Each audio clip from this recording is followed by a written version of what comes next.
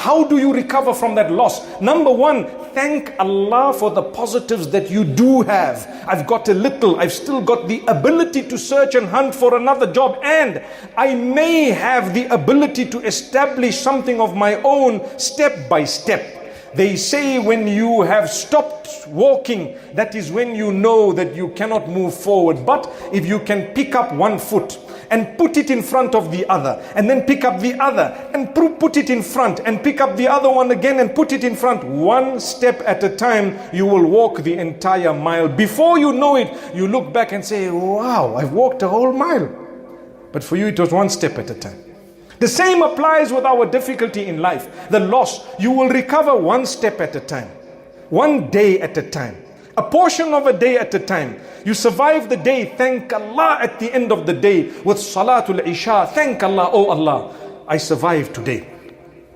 I earned today a little bit. I had a little bit of food. I thank you for this. A believer focuses on the positives. The one whose connection with Allah is weak focuses on the negatives. Oh Allah, I only earned 3,000 this month. 3,000. Other people are surviving on a few hundred. I only earned 3,000. What are you talking about? What did you do? Oh, I can't afford rental. How much is your rent? 25,000. Why are you living in such a big house?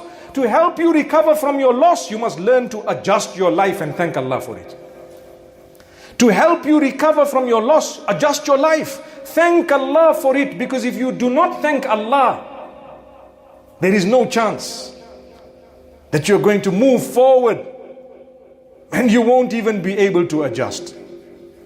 How can you not budget? You must budget. You lost your job. Immediately you start watching where you are spending, what is going on. It does not mean because my friends and my family and everyone thinks that I'm rich, now that I've lost a job, I need to get a loan or two. No, do not get yourself into loan. No debt. Don't do that. Do not get yourself into unnecessary expense. It will help you recover from your loss. Adjust your life. Learn to perhaps change the quality of, or the standard of your living, the quality of your food and drink perhaps. People are wealthy, they get accustomed to expensive taste. Then one day when they lose, what happens? They find it depressing to downgrade. That's a weakness in you, not in Allah. Astaghfirullah. That's why they say, when you have children and you've been blessed with wealth, your dream is to give them a comfortable life. While doing so, consider the fact that they may be married into a home that doesn't have all of that. Or they may come a day when you don't have all of that. Don't get them too spoiled. Even when you have.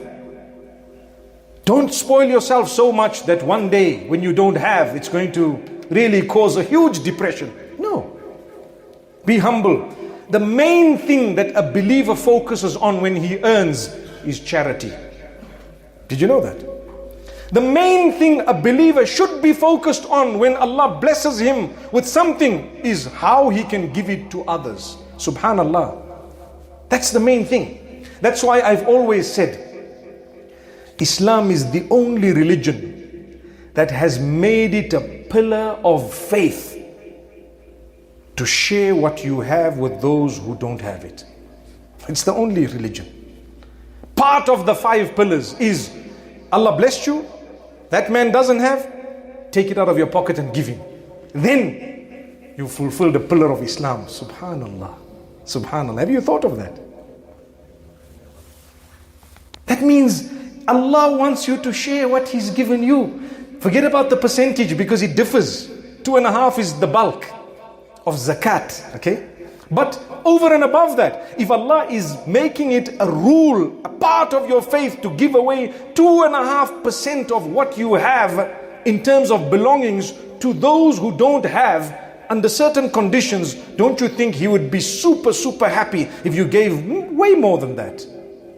Because He gave you way more than that. What's the point of a Muslim wanting to amass in a way that he or she wants to be known as, I have billions and trillions and more billions and more? It's okay to be a billionaire, there's nothing wrong with it, but what are you doing with that wealth? Are you giving it? Are you spending it? Are you building your paradise by spending it in the right cause? If the answer is yes, Allah will make easy for you the recovery from your loss the day it comes. Remember, money cannot buy everything.